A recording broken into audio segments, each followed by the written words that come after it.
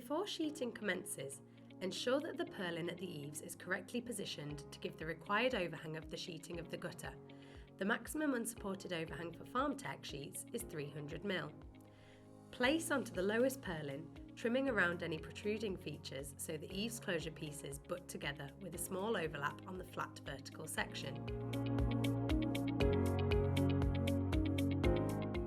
Lay the sheeting onto the eaves closure, overlapping as normal and ensuring perfect alignment using the gauge tool.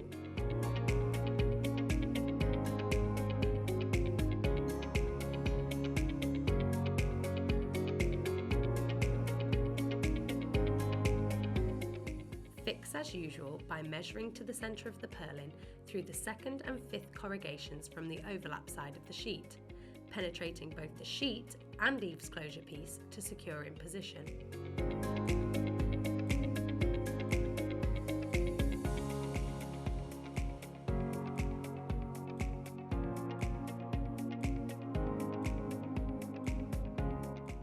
Eaves corrugation closures can be used with or without ventilation.